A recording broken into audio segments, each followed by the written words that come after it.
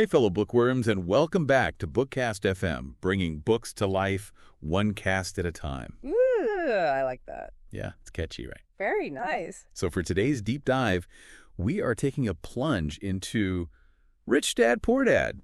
And I'm so excited to break this one down because it's a book that gets people talking. You know what I mean? Oh, yeah, for sure. It definitely sparks some sometimes heated debates. It's a classic for a reason. It is. It really challenges the way a lot of us think about money. And that's what we're here for, right? Right. To really dig into these ideas, understand the nuances. Yeah, absolutely. Before we jump into the nitty-gritty, I always like to set the stage.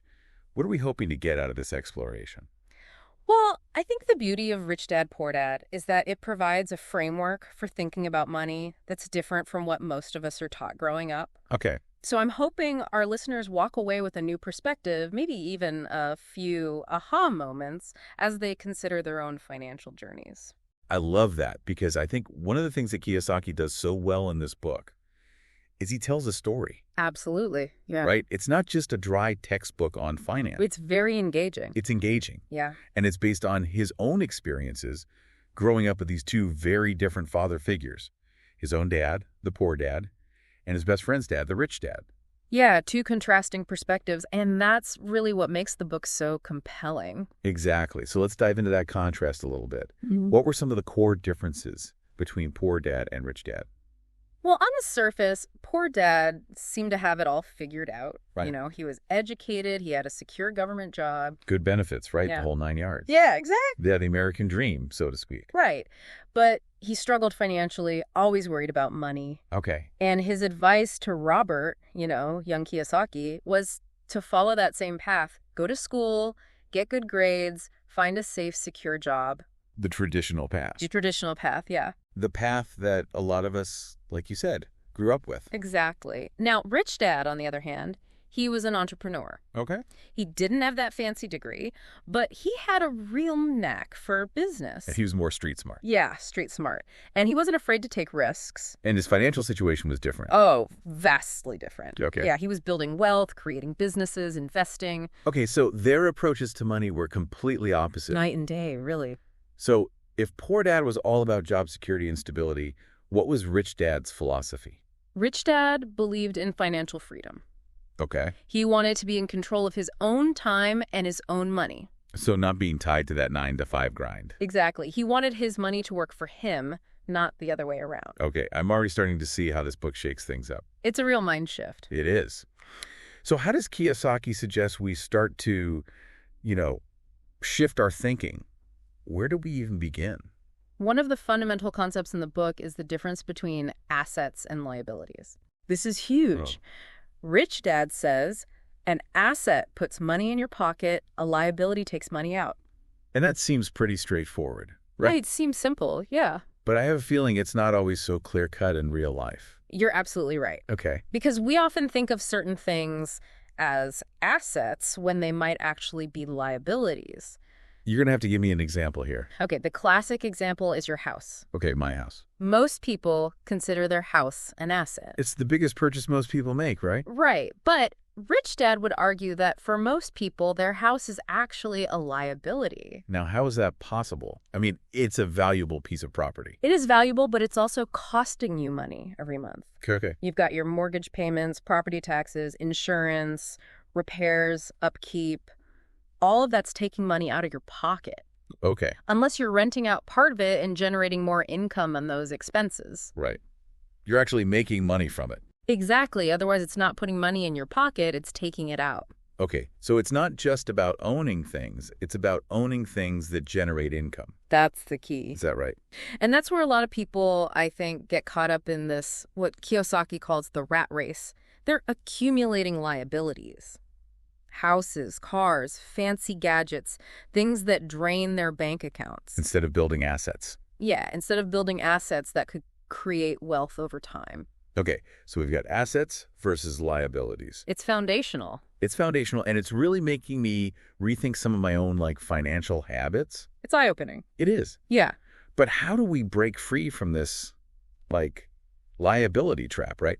How do we escape the rat race, as Kiyosaki puts it? That's where financial literacy comes in. Okay, so it's about education. Absolutely. He's a huge advocate for financial education because he says traditional education doesn't really equip us with the knowledge we need to make smart financial decisions. Right, it's not something that's typically taught in schools. Right, we learn about history, science, math. But not necessarily how to manage our money. Exactly. And that's what Kiyosaki wants to change. Okay. He wants people to understand things like taxes, investing, how businesses operate, how the wealthy think about money. So it's about becoming financially savvy. Yeah, becoming financially savvy. Almost like entrepreneurs in a way, even if we don't plan to start our own businesses. That's a great point. He believes everyone has the potential to build wealth. Okay. But it requires that shift in mindset and a commitment to financial education. And that's a big part of what this book is about, right? It's about challenging the traditional way of thinking about money.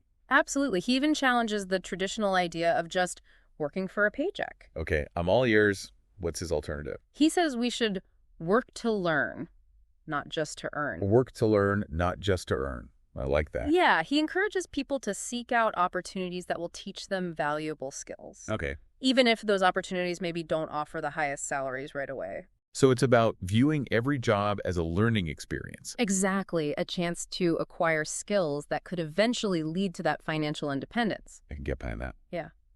He believes the most valuable assets we possess are our minds and our ability to learn.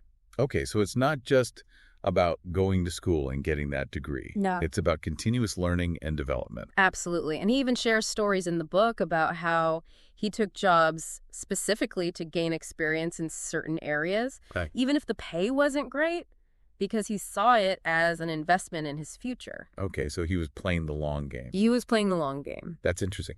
So if we want to follow Kiyosaki's advice, where should we start? What are some specific skills he recommends developing? He highlights several key skills that he believes are essential for building wealth, and he emphasizes the importance of sales and marketing. Okay, sales and marketing. Yeah, because as he puts it, you can have the best product in the world, Right. but if you can't sell it, you're not going to make any money. So true.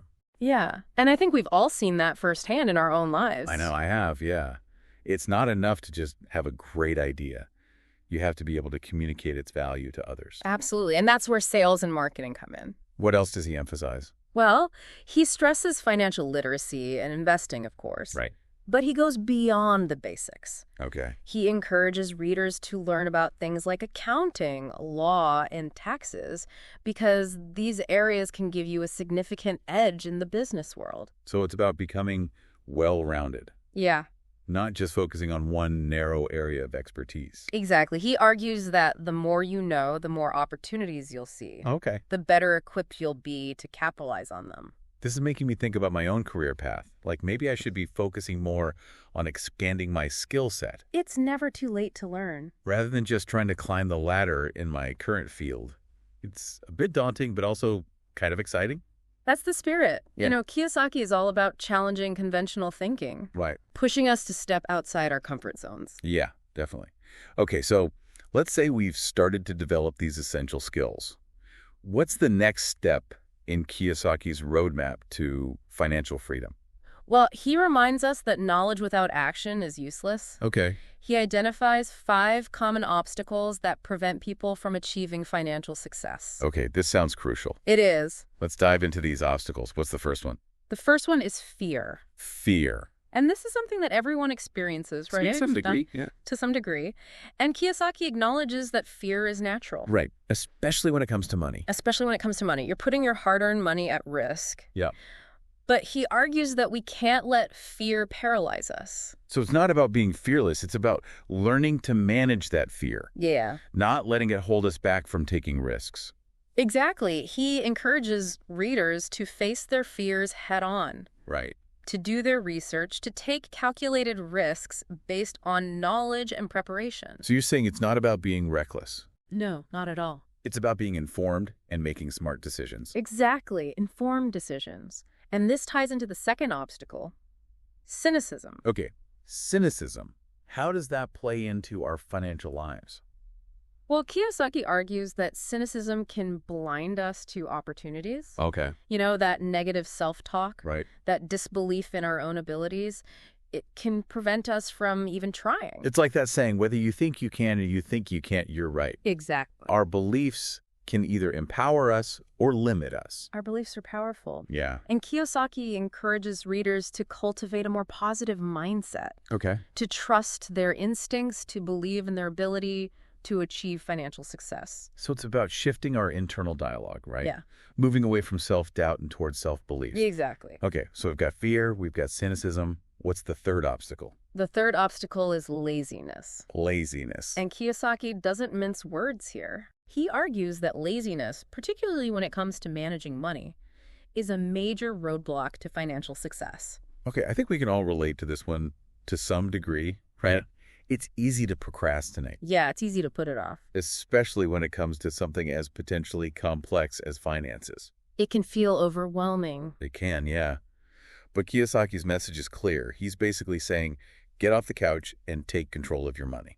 Yeah, that's a good way to put it. He challenges us to face our financial realities head on, Right. to educate ourselves and take proactive steps towards building wealth. So it's about taking ownership Yes, of our financial futures absolutely. rather than passively hoping for the best. Or burying our heads in the sand. Yeah. Okay, so no more excuses. No more excuses. We've got fear, cynicism, laziness. What's next? Okay, what's the fourth obstacle? Bad habits. Bad habits. Yeah, Kiyosaki highlights how our everyday habits can either sabotage or support our financial goals. Okay, so give me an example. Like spending more than we earn. Right. Racking up credit card debt. Right. Failing to invest for the future. Right, those classic pitfalls. Exactly. And he contrasts this with the habits of the wealthy who prioritize saving, investing, managing their money wisely. Okay. So it's not just about making more money. Right, it's about managing what we have effectively. Yeah, and developing healthy financial habits. Okay, that makes sense. So we've covered fear, cynicism, laziness, bad habits. What's the final obstacle? The final obstacle is arrogance. Arrogance. And Kiyosaki argues that arrogance can prevent us from seeking help or advice, Okay. which can be detrimental to our financial growth. It's easy to think we know it all, right? It is, especially in today's world where information is so readily available. Right, at our fingertips. Huh.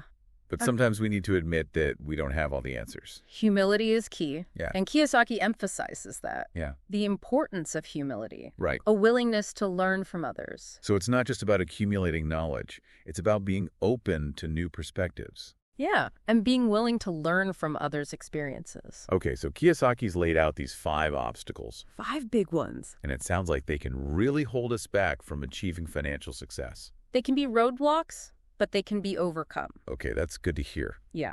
But it requires self-awareness, a willingness to change, and a commitment to continuous growth. Exactly. Okay, so we've identified the obstacles, and we're working on overcoming them.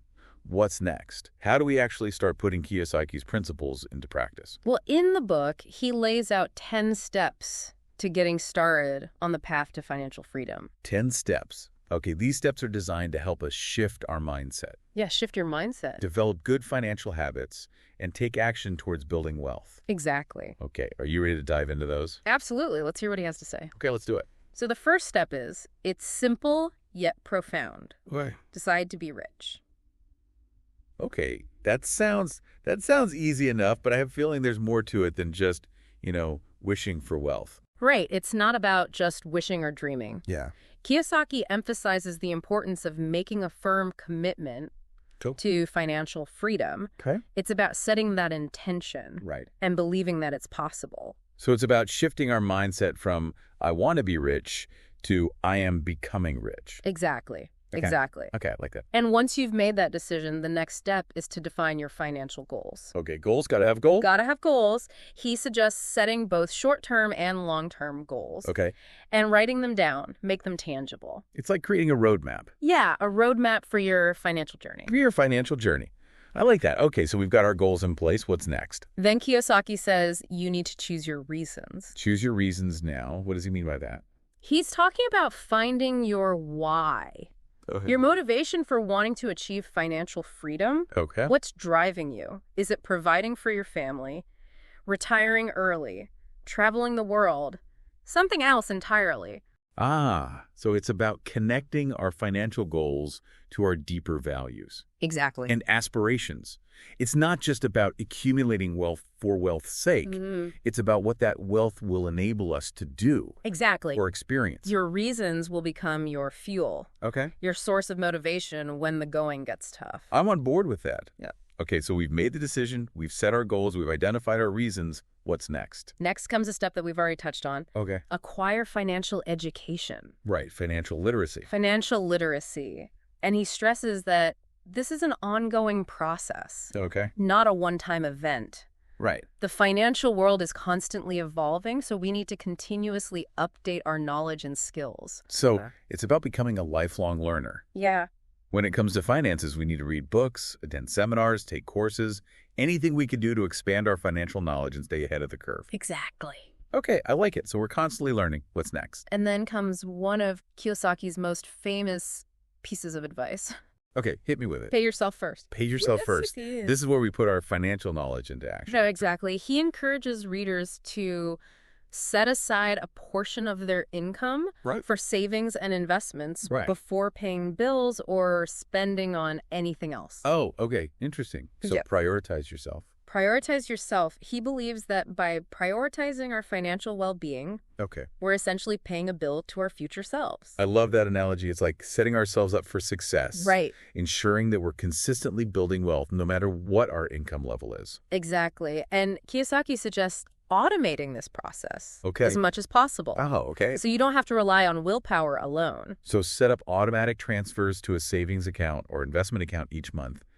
Let the system work for us even when we're not actively thinking about it. Exactly. Okay, I like it. So automate, automate, automate. What's next? And then Kiyosaki gets a bit more philosophical, talking about the importance of choosing our friends wisely. Choosing our friends wisely. Okay, now, should I be ditching all my friends who aren't financially savvy? Not necessarily. Not necessarily. Right. He's not saying that we should only associate with wealthy people. Okay. He's simply arguing that our social circles can have a huge impact on our financial success. Okay, so it's about aligning ourselves with people who support our financial aspirations. Exactly. Rather than those who might hold us back with negative attitudes or spending habits. Right. He believes that positive, supportive relationships can be a powerful force in helping us achieve our goals. It's like having a cheerleading squad for your financial journey. Exactly. Right? We need people in our lives who believe in our dreams and encourage us to pursue them. Okay, so we're being mindful of our social circles. What's the next step in Kiyosaki's roadmap? He emphasizes the importance of mastering the power of focus. Focus. He argues that distractions and a lack of clarity can really derail our progress. Okay. We need to be intentional with our time and energy, Right. making sure they're aligned with our financial aspirations. It's so easy to get sidetracked these days, you know? It is. There are constant distractions vying for our attention. All the time. Yeah, constantly. So how do we stay focused? Well, he encourages readers to stay focused on their goals, to minimize distractions, and to make conscious choices about where they direct their energy. So it's about being disciplined, prioritizing our financial goals, and resisting the temptation to get caught up in things that don't move us closer to those goals. Exactly. Okay, no more shiny object syndrome. Stay focused. Stay focused. Got it. What's next? And then Kiyosaki circles back to the importance of managing risk, which we talked about earlier. Yeah, calculated risk. Calculated risks. He reminds us that taking calculated risks is a part of building wealth. Right. But we need to do our homework and make informed decisions. So it's about balancing risk and reward. Right. Understanding that there's no such thing as a guaranteed return. Right. But that we can mitigate risk through knowledge and preparation. Okay, I like that. Informed risk-taking. What else?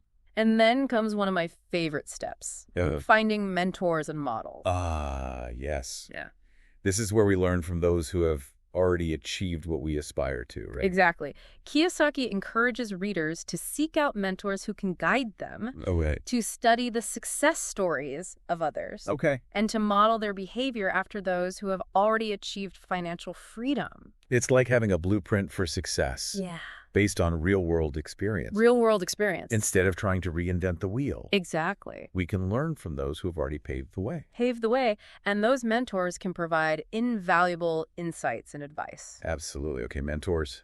Check. What's the final step? And finally, Kiyosaki urges readers, take action. Take action. This is where all the knowledge and planning comes to fruition. Right. It's in the doing that we truly learn, grow, and achieve our goals. So it's about taking that leap of faith, trusting in ourselves, and putting our newfound knowledge into practice. Exactly. No more procrastination. Right. No more excuses, just action. Just action. I love it. Okay, so knowledge is important. Your knowledge is important. But action is essential. Action is essential. That's Kiyosaki's message. Okay, that brings us to the end of his 10 steps. 10 steps to getting started. To getting started, wow, that was a lot to unpack. It was a lot. But I feel like we've really gotten to the heart of Kiyosaki's message. He's given us a roadmap. He has. But it's up to us to take the wheel and drive. You got it. Right, so we can't just sit back and expect things to happen. No, we got to put in the work. We got to put in the work. We got to take action. Action. Okay, so we're taking action. Are there any other nuggets of wisdom that Kiyosaki shares in this book? Well, in his final chapter, Okay. Kiyosaki offers even more practical tips and actionable advice for those who are ready to take their financial journeys to the next level. Okay, so he's not done yet. He's not done yet. He's got more to share.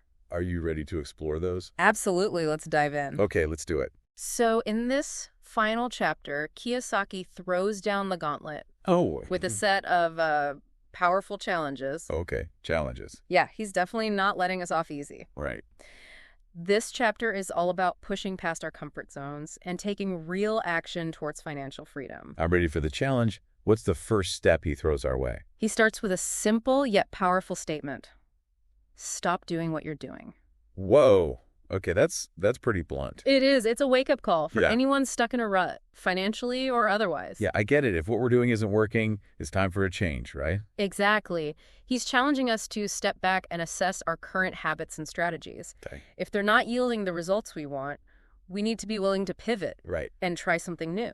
It's about taking responsibility for our financial outcomes. Oh, absolutely. And not being afraid to experiment Yeah, and make adjustments along the way. that's the entrepreneurial spirit. Okay, so he tells us to stop doing what we're doing. But he doesn't just leave us hanging, does he? What direction does he give us?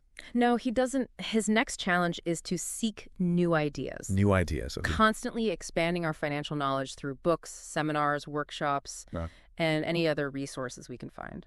So it's about staying curious, staying informed, Yeah. always being open to new perspectives. Lifelong learning. Lifelong learning, exactly. So we're reading, we're attending events. What else can we do to kind of solidify this learning?